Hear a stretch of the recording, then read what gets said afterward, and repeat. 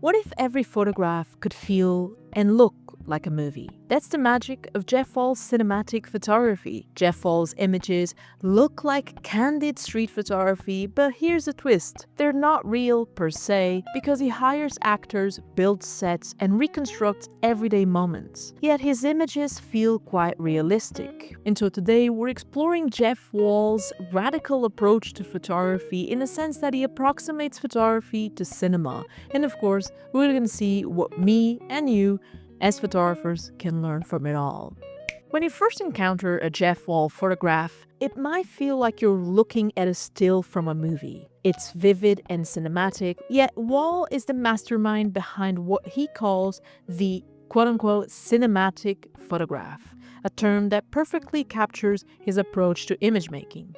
He constructs entire worlds, treating each photograph like a film set, with every element carefully considered and controlled.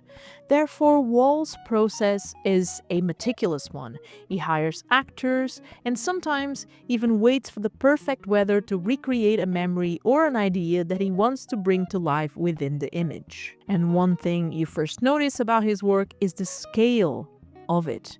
He often presents his images in large format light boxes that fill entire walls. These glowing images, backlit like cinema screens, pull you into them, making you feel as if you're stepping into a different reality. The effect is of course quite immersive, so it's no surprise that his photographs are frequently compared to cinematic stills. Take, for example, a sudden gust of wind. At first glance, it looks like a documentary shot of an everyday street. But upon looking closer, the wind, the flying papers, the people's reactions, every detail reveals a well-choreographed and staged movement. The result is a photograph that feels both real and surreal, in my opinion, at the same time. At least to me, that's what I always feel when I look at a Jeff Wall image. So let's consider another example, the photograph of the troops talking, where essentially the photographer imagines a conversation amongst fallen soldiers. Every detail, the gestures, the uniforms, the expressions have been carefully studied and restaged to create a sense of authenticity. And I'll be honest with you here, Jeff Wall's images have been compared to that, for instance, of Lars Thunbjörk's, Gregory Crutzen, or maybe more recently with the recent photographer Alex Prager. There is something about his images that strikes me a bit differently than the others. Let's talk about lighting. Wall's approach to lighting is just as deliberate as his staging. He uses a combination of natural and artificial light to shape the mood and atmosphere, sometimes backlighting his subjects to give them a dramatic glow, or adjusting the color temperature to evoke different times of day or even seasons. This control over light and shadow serves as a guide to our eyes whilst also deepening, in my opinion, the sense of narrative and the connection between all the elements of the photograph. In this context, I'd like to quote to you Wall's definition of beauty, which I think connects to this all.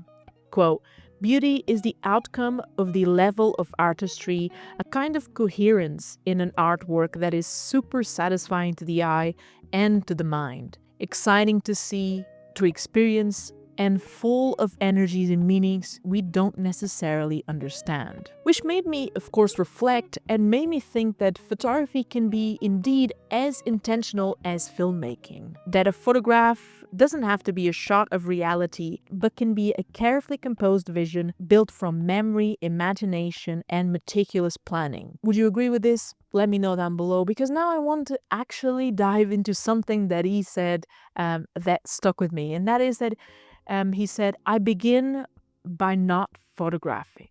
In his own words, this means that when he sees something on the street, he doesn't immediately take a picture. He observes, takes notes, and then reconstructs the moment in the studio, working with actors and props to create a scene that feels real but is entirely orchestrated.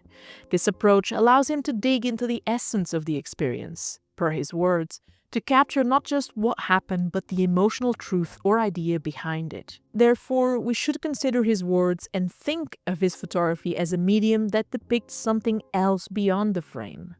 These images can be about memory, about emotions that we all share, about human condition in on itself. So Wall's photographs are then built to be interpreted by our collective memory, I would say, from the way we recall and interpret things that are similar and experiences that are similar in all of our lives. They feel real because they tap into our shared experiences. We've all experienced a certain degree of the same fear, the same hope, and a similar everyday struggle.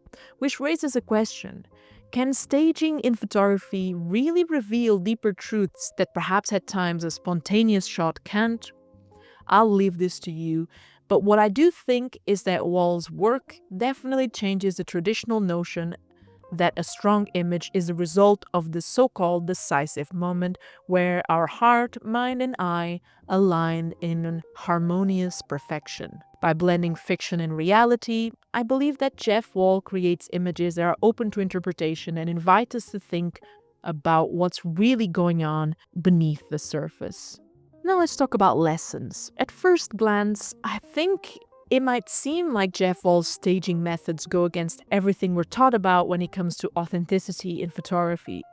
But upon looking closer, we cannot deny that maybe staging might not be a total enemy, per se, of authenticity.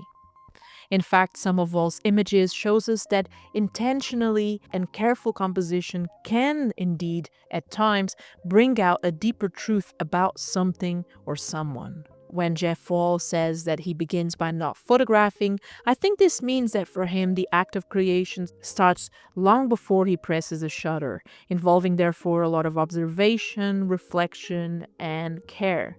The result is therefore a photograph that feels real, not because it is caught by chance, but because it was carefully composed to express what he considers to be a genuine emotion or idea. So I think that as photographers, we shouldn't be afraid to take some control over our images, to arrange, to direct, to compose, rather than just react.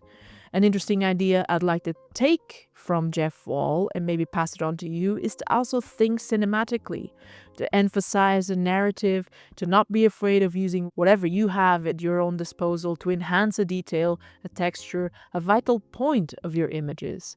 And because he often presents his images in large format light boxes, which gives his images a presence and impact that is closer to a movie screen than, I would say, a printed photograph, this made me rethink of the possibilities when it comes to presenting my own images.